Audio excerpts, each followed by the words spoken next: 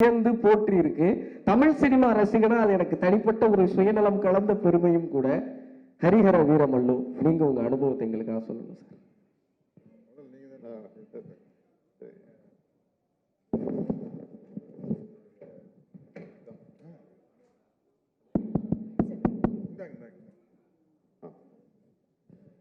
எல்லோருக்கும் என்னுடைய வணக்கம். கீரவாணி சாருடைய வரவுக்கு என்னுடைய பெருமையும் நன்றி. இந்த நாளுக்காக ஏஎம் ரத்னம் மட்டுமே இல்லை, இந்த படம் சம்பந்தப்பட்ட எல்லாருமே காத்துக்கிட்டு இருந்தோம். அதுதான் உண்மை. ஏன்னா இந்த படம் ஆரம்பிச்சு 5 வருஷம் ஆச்சு. நான் முதல் நாள் இந்த படத்தோட செட்டுக்கு போறேன். அப்போ நம்ம போடும்போது அதுதான் குறைந்தபட்சம் தென்னிந்தியாவிலேயே மிகப்பெரிய செட்டு. ஆனால் அந்த செட்டு மழை பெஞ்சது, தொடர்ந்து கரோனா வந்துச்சு, படம் அப்படியே நின்றுச்சு. அந்த படத்தை பத்தி மறந்துட்டேன்னு கூட நான் உண்மையா சொல்லணும். ஆனால் பொறுமையா ரத்னம் சார் அது அப்படியே கையில வச்சுக்கிட்டு, உயிரை கையில வச்சுக்கிட்டு கொண்டு வந்து இந்த நேரத்தை வரைக்கும் முடிச்சிருக்காருன்னா சார், அந்த பொறுமைக்காக உங்களுக்கு என்னுடைய வணக்கங்கள். ஏன்னா ஒரு சின்ன படம், ஒரு 4 கேரக்டர்னா நீங்க வந்து எல்லாரும் இழுத்து பிடிச்சிடலாம். பெரிய படம், இவ்வளவு பெரிய கேரக்டர் திரும்பியும் செட்டு போடணும், அதுக்குள்ள அவர் வந்து டெபுட்டி சிஎம் ஆயிட்டாரு. அந்த பொறுமை, அந்த தெளிவு, அந்த முதிர்ச்சி உங்ககிட்ட மட்டும்தான் இருக்கு. அதுக்காக இந்த படம் நிச்சயமா மிகப்பெரிய வெற்றி அடையணும். அப்புறம் ரத்னம் சாருக்கு அடுத்தது நான் பாராட்ட வேண்டியது என்னுடைய கடமை ஜோதி. ஏன்னா வேற ஒரு டைரக்டரை வச்சு ஆரம்பிச்சாங்க. 5 வருடங்களுக்கு பிறகு அவரு வேற ஒரு நிலைக்கு போயிட்டாரு. இந்த படத்தை யார் தொடர்ந்து கொண்டு போகுது அப்படின்னு ஒரு பெரிய யோசனை அப்படின்னு போகும்போது ரத்னம் சார் சொன்னாரு, விதின்னு. விதி கிடையாது, அவனுடைய அறிவு தான் கொண்டு வந்து இங்க நிறுத்தது. இவ்வளவு பெரிய படத்தை அவனுடைய அறிவு தான் தீர்மானிச்சது. ஏன்னா ஜோதி இந்த படத்தை ஆரம்பிச்ச முதல் நாள் நான் போனேன், சிரிச்சுக்கிட்டே இருந்தேன். எப்படி எப்படி உங்களுக்கு எந்த பொறுமை இருக்கோ அப்படியே அவனுடைய புன்சிரிப்பு. பார்த்தா செட்டுல ஒண்ணுமே இல்லை, ஆனால் படம் நடக்குது. நான் கேட்டேன், ஜோதி என்னடா இது, என்னப்பா இது? இல்லை சார்ன்னு, இந்த படம் எப்படி எடுக்க போகுதுன்றதை பத்தி டெக்னிக்கலா ரொம்ப தெளிவா என்கிட்ட சொன்னான். அப்பவும் எனக்கு பயம், சரி எல்லாம் கரெக்டா சொல்றான், அது எடுக்கணுமே அப்படின்னு. ஆனா நான் டப்பிங்க்கு போகும்போது ரொம்ப ஆச்சரியமாச்சு. ஒரு குழந்தை மாதிரி எனக்கு வந்து அந்த ஒரு ஆச்சரியம் தான் வந்துச்சு. எவ்வளவு மலைகளை கொண்டு வந்திருக்க, குதிரைகளை பல பிரதேசங்களை கொண்டு வந்திருக்க, உன்னுடைய அந்த அறிவுக்கு என்னுடைய நன்றி. அப்புறம் மனோஜ் பரமஹம்சாவை பத்தி சொல்லணும். அவன் கேமராமேனா இல்லை வந்து மெஜிஷியனான்னு எனக்கு தெரியல. ஏன்னா நம்மெல்லாம் நடிக்க வரும்போது ஒரே ஒரு கேமரா தான் இருக்கும்.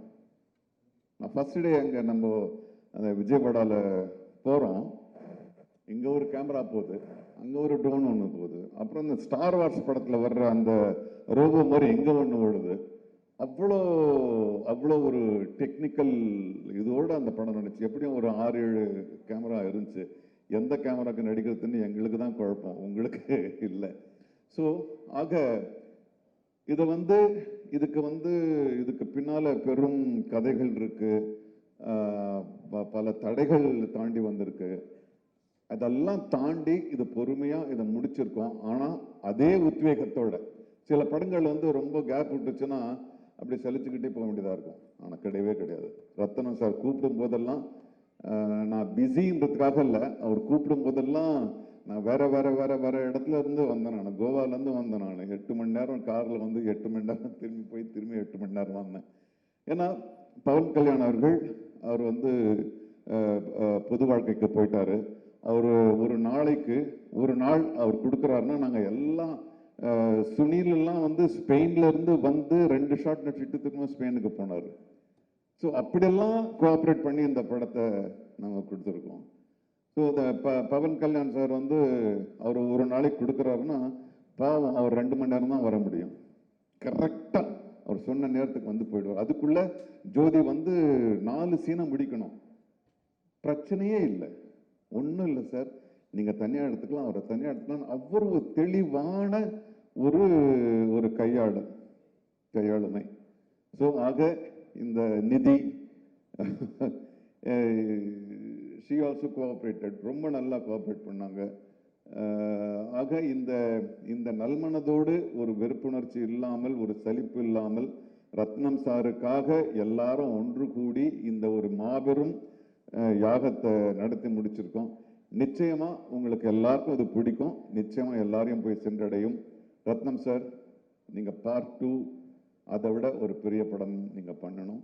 எங்களுடைய நடிகர்கள் சார்பா, தொழில்நுட்ப கலைஞர்கள் சார்பா உங்களுக்கு என்னுடைய வாழ்த்துக்கள். நன்றி சார். நான் சார் எனக்கு ஒரே ஒரு கேள்விதான் சார். இந்த படத்துல நீங்க பவன் சார் கூட தொடர்ந்து வர்றீங்க, ஆனா பவன் சாரே சத்யராஜ் சாருக்காக தான் வந்திருக்காரு அப்படின்னு ப்ரொடியூசர் சொன்னாங்க. உங்க 2 பேருக்கும் இதுல ஸ்கிரீன் ஸ்பேஸ் ஒன்னா இருக்காதுங்கிற ஒரு வருத்தம் எனக்கு இருக்கு. பார்ட் 2ல நாங்க அதை எப்படி எதிர்பார்க்கலாம்? பார்ட் 2ல எங்க 2 பேருக்கும் 3 சாங் இருக்கு, 4 ஃபைட் இருக்கு. ஒரு மொத்தமா ஒரு படமா தான் நாங்க பார்க்கிறோம். இருக்கலாம் சார். சத்யராஜ் சார். திரையுலக நண்பர்களுக்கும் பத்திரிகை நண்பர்களுக்கும் முதல்ல என்னுடைய பணிவான வணக்கத்தை தெரிவிச்சுக்கிறேன். சினிமாவில் நடிகராக இருந்து முதன்முறையா முதலமைச்சரானவர் புரட்சி தலைவர் எம்ஜிஆர் அவர்கள். ஆந்திராவில் சினிமாவிலேருந்து நடிகராக இருந்து முதலமைச்சரானவர் மரியாதைக்குரிய மாண்புமிகு என்டிஆர் காரு அவர்கள். இன்னைக்கு அவருடைய பிறந்த நாள். இன்று என்டி ராமராவ் அவர்களின் பிறந்த நாள். அந்த பிறந்த நாள் அன்று ஆந்திராவின் deputy CM power star Pawan கல்யாணுடைய ஒரு நிகழ்ச்சி, ஒரு விழா நடக்கிறது வந்து எனக்கு ரொம்ப மகிழ்ச்சியா இருக்குது, ரொம்ப பெருமையா இருக்குது. இவருக்கு அப்புறம் தெரியும் என்டிஆர் சாரோட பர்த்டே இன்னைக்கு அப்படின்னு கேட்குறீங்களா? எனக்கு யார் சொன்னாங்க தெரியுமா? போன்ல மெசேஜ் வந்தது. வாணிஸ்ரீ மேடம் சொல்லியிருக்காங்க. நான் வசந்த மாளிகை படத்தினுடைய தீவிர ரசிகன் பாரு. பூபதி ராஜா சார் வந்திருக்காரு. அந்த படத்தினுடைய வசனகர்த்தா வந்து பாலமுருகன் சார். வசந்த மாளிகை படம் பார்த்துட்டு யாராவது கிட்ட பேசணும்னு எனக்கு ஆசை. எனக்கு ரொம்ப பிடிச்ச படம். அப்போ சச்சு மேடம் வந்து என்கிட்ட சொன்ன, நான் அவங்ககிட்ட நான் சொன்னேன், நேற்று வசந்த மாளிகை படம் பார்த்தேன் மேடம் அப்படின்னு. அப்படியா, இதான் நம்பர் கொடுக்குற, வாணிஸ்ரீ கிட்ட பேசுங்களேன் அப்படின்னாங்க.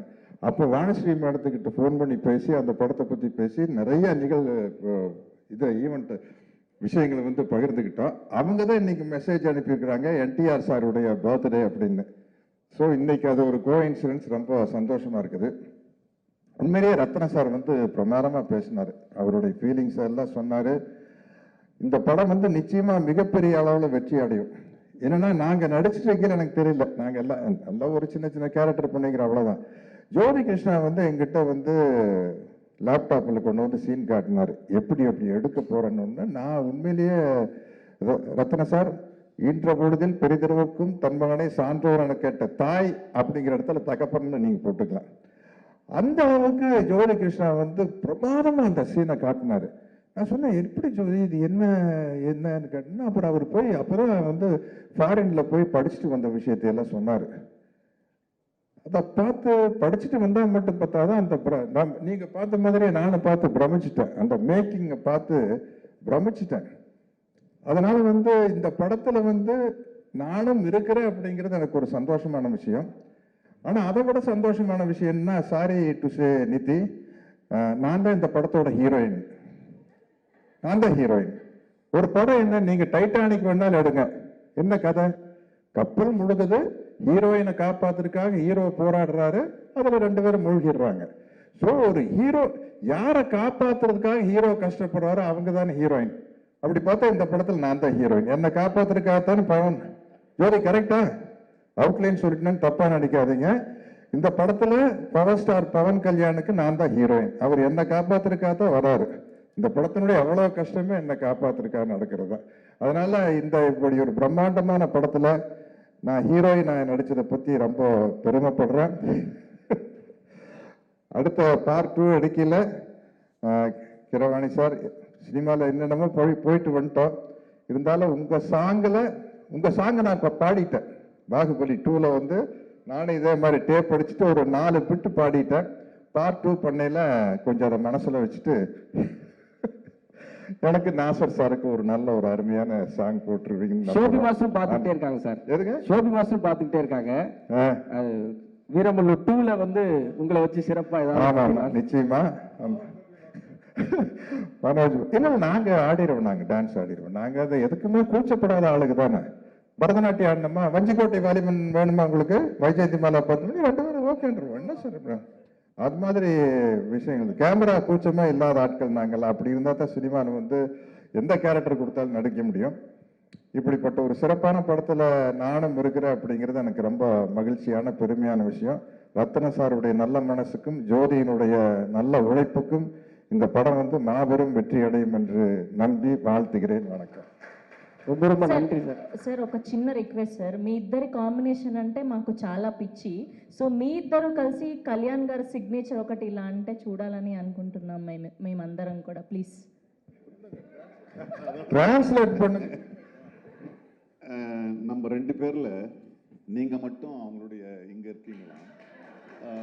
ஸோ அதனால நீங்களோட இதுல வந்து பவன் கல்யாண் ஸ்டார் வந்து பவர் ஸ்டார் வந்து ஒரு ஸ்டைல் இப்படி பண்ணியிருக்காரு. அதை நீங்க பண்ண முடியுமான்னு கேக்குறாங்க. ఇద్దరు చేయాలి. ఇద్దరు ఇక్కడ వాడు మాత్రం ఉండాలని కాదు సార్, ఇద్దరు చేస్తే బాగుంటది. Ready 3, 2, 1 go. వీడు 6 అడుగుల bullet. Thank you so much sir, thank you so much. நாங்க இங்க இருந்து ஆரம்பிச்சிருக்கிறோம்ல, நாங்க அங்கிருந்து ஸ்டார்ட் ஆன ஆளுங்க. அதனால ஈஸியா பண்ணிடுவோம்.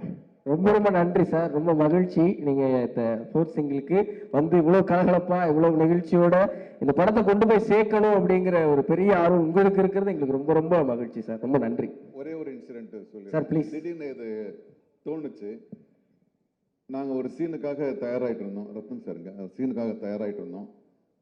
நாங்கள்லாம் அவங்க சகாக்கள், நான், சுனில், மற்றவங்கெல்லாம் 4 பேர் உட்காந்து கல் சாப்பிட்டுட்டு இருப்போம். அப்புறம் வந்து பவர் ஸ்டார் வருவார். வந்து அவர் எங்ககிட்ட ஒரு வார்த்தை சொல்வார். சின்ன சீன் தான், அவ்வளோதான். அங்கேருந்து போயிடும். அவர் வந்ததே 2 மணி நேரம் அந்த ஆஃபீஸ்லேருந்து வந்து ஒரு அரை மணி நேரம் டிஸ்கஷன் நடக்குது. சார் என்ன சார், சுனில் வேற போகணும், நான் வேற போகணும், என்ன போகணும்னா அவர் பாருங்க ஒரு பப்ளிக்கோட இமேஜ் எப்படி இருக்கணும்னு. உண்மையான டைலாக் என்னன்னா, டேய் நீங்கள் என்னடா இங்கே வந்து கல் குடிச்சிட்டு இருக்கீங்க, நீங்கள் அங்கே வாங்க, நல்ல சரக்கெல்லாம் கிடைக்கும் அப்படின்றது தான் டைலாகு. அவர் கூட போகணும் நாங்கள். அவர் அந்த டைலாகை சொல்ல மாட்டேன்ட்டார். சொல்லவே மாட்டேன்ட்டேன். சார் ஏன் சார் இந்த டைலாக் இல்லை, நான் வந்து இப்போ வந்து நான் ஒரு பப்ளிக் ஃபிகர், ஒரு லீடராக இருக்கேன். நீங்கள் சாப்பிட்ற கல்லை விட எனக்கு நல்ல சரக்கு எனக்கு தெரியும்னா நான் குடிச்சிருப்பேன்னு அர்த்தமாகுது. ஸோ அதனால் நான் சொல்ல மாட்டேன்னு சொன்னார். அதுக்கப்புறம் அதை எடுத்துகிட்டு நம்ம படம் எடுத்தோம். ஸோ பப்ளிக் இமேஜ்ன்றது என்னன்றது வந்து திடீர்னு ஞாபகம் வச்சு சம்மந்தம் இருக்கலாம்னு தெரியல. Okay, all the best. சமூக பொறுப்போடு இந்த படம் வெளியாகிறது அப்படிங்கிறதுக்கான ஒரு சின்ன உதாரணத்தை கொடுத்தவங்களுக்கு எங்களுடைய ரொம்ப ரொம்ப ரொம்ப நன்றி சார். இறங்கிடலாமா சார்? ப்ளீஸ். நன்றி, ரொம்ப நன்றி சார்.